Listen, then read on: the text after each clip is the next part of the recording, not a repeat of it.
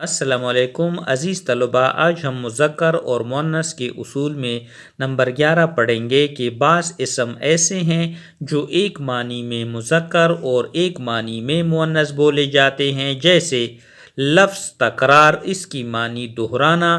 دہرانا جو ہے یہ بطور مؤنث استعمال ہوتا ہے، اور دوسری تکرار کے معنی جھگڑا۔ جھگڑا جو ہے یہ مذکر میں استعمال ہوتا ہے۔ دوسرا لفظ ہے اب۔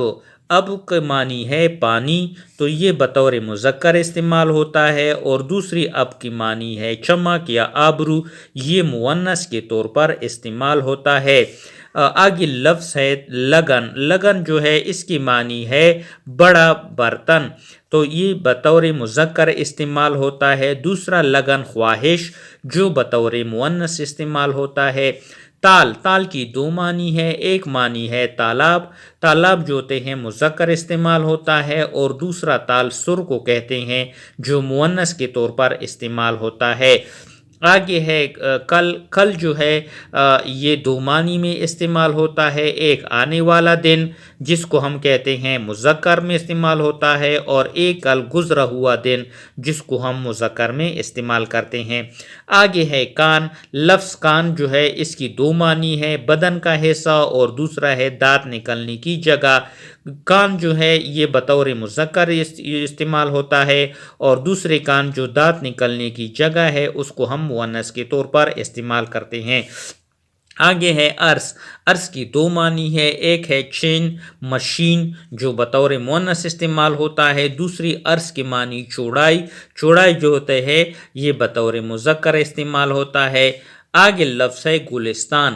گلستان کی معنی جو ہوتے ہیں باغ، بطور مذکر استعمال ہوتا ہے، اور ایک گلستان کی معنی شیخ سعدی کی کتاب ہے جو بطور مؤنث استعمال ہوتا ہے۔ مزید مذکر مؤنث مندرج ذیل الفاظ میں سے مذکر کے مؤنث اور مؤنث کے مذکر لکھے۔ لفظ ہمسایہ مذکر ہمسائی۔ لفظ بھوکا مذکر یا مؤنث بھوکی۔ لفظ مومن مذکر یا مؤنث مومنہ۔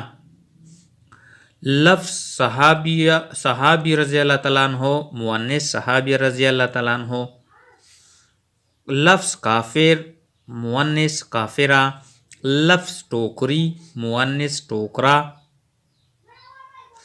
لفظ بیوہ اور مذکر اس کا رانڈوا۔ لفظ مسکین مؤنث مسکینہ۔ لفظ مزدور مؤنث مزدوراً۔ لفظ بچہ مؤنث بچی۔ لفظ غریب مؤنث غریباً۔ لفظ مریضہ مؤنث مریضہ۔ لفظ قاتل مؤنث قاتلہ۔ لفظ چڑیا مؤنث چیڑا۔ آگے ہم اس سلسلے کو کنٹینیو کریں گے، مزید مذکر اور مؤنث کے الفاظ کے ساتھ حاضر ہوں گے۔